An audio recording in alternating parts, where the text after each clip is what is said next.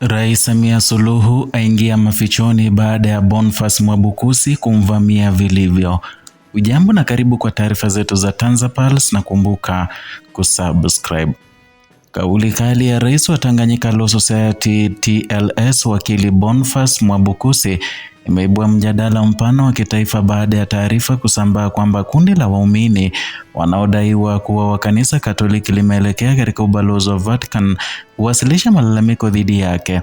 Chanzo cha mvutano huo si msimamo wa kauli za Mwabukusi zinazokosoa serikali ya Tanzania kuhusu haki za binadamu, utawala wa sheria na mazingira ya kisiasa. Katika ujumbe uliosambaa mitandaoni, Mwabukusi alitumia lugha ya kejeli, tafakari nzito na maswali ya kijamii kuhoji uhalisia wa baadhi ya maandamano, akilinganisha kasi yake na ukimya uliotawala katika matukio mazito ya ukiukwaji wa haki za kibinadamu. Kauli hii imeguza nyanja nyeti za dini, siasa na uhuru wa kujieleza na kuifanya hoja hii kuwa zaidi ya mjadala wa mtu mmoja. Katika ujumbe wake, Mwabukusi alirejea kile alichokiita maandamano ya bei ya jioni, dhana inayofasiriwa kama maandamano yanayoibuka kwa kasi, uratibu na muonekano wa kipekee tofauti na maandamano ya asili ya wananchi. Alieleza kushangazwa na nguvu za ulinzi unaoonekana katika baadhi ya maandamano, huku akibainisha kuwa matukio makubwa ya ukiukwaji wa haki za binadamu hayajawahi kuzuia hisia na hatua za umma za kiwango hicho. Kauli hii imechukuliwa na wachambuzi wa siasa kama jaribio la kuhoji mienendo ya madaraka na ushawishi nyuma ya maandamano fulani. Mujibu wa International Crisis Group ama ripoti ya Afrika Mashariki ya mwaka 2023, maandamano katika mifumo yenye ushindani mdogo wa kisiasa mara nyingi huathiriwa na vichocheo visivyo wazi, ikiwemo mvutano wa taasisi za dola na vyama vya siasa na makundi ya kijamii. Mwabukusi alikumbusha matukio kadhaa mazito: madai ya jaribio la kumuua Padre Daktari Charles Kitima, tukio la padre kutekwa na baadaye kutupwa porini, pamoja na mwanafunzi wa kitawa kudaiwa kutekwa na kuumizwa. Pia alirejea madai ya waumini wa kanisa Katoliki kuuawa na miili yao kupotea. Hoja yake kuu haikuwa kuthibitisha matukio hayo, bali kuhoji kwa nini hayakuwahi kuibua maandamano makubwa ya hadhara.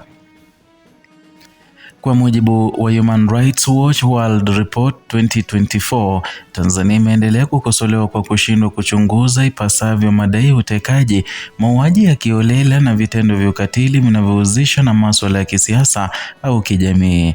Na ripoti inaeleza kuwa hofu, udhibiti na mikusanyiko ya hadhara na mazingira ya kisheria yamechangia wananchi kusita kujitokeza waziwazi kudai haki. Sentensi ya Mwabukusi iliyosema ukiona nchi hii kuna maandamano ambayo wazee wa intelijensia hawajayazuia, jiongezee, imekuwa kiini cha mjadala mkali. Wapo wanaoiona kama tahadhari ya kisiasa, wakidai inafungua macho ya wananchi kuhusu namna mamlaka zinavyofanya maamuzi ya kimkakati kuhusu mikusanyiko ya hadhara. Wengine hata hivyo wanaona kauli hiyo kama tuhuma nzito zisizo na ushahidi zinazoweza kudhoofisha imani ya umma kwa taasisi za dola. Kwa mujibu wa BBC News Swahili, makala ya uchambuzi ya mwaka 2023, masuala ya maandamano na mikusanyiko nchini Tanzania yamekuwa yakisimamiwa kwa karibu na vyombo vya usalama kwa kutumia sheria kama sheria ya polisi, sheria ya usimamizi wa mikutano ya kisiasa, na muktadha huu unaifanya kauli ya Mwabukusi kuonekana kama changamoto ya wazi kwa simulizi rasmi. Mtindo wa Mwabukusi wa kutumia kejeli na mizaha, ikiwemo kauli zake kuhusu haiba ya waandamanaji na kutaja sebene ya mwamba, umezua mjadala kuhusu mipaka ya mawasiliano kwa kiongozi wa taasisi ya kitaaluma. TLS ni chombo chenye jukumu la kulinda maadili ya taaluma ya sheria na kusimamia utawala wa sheria.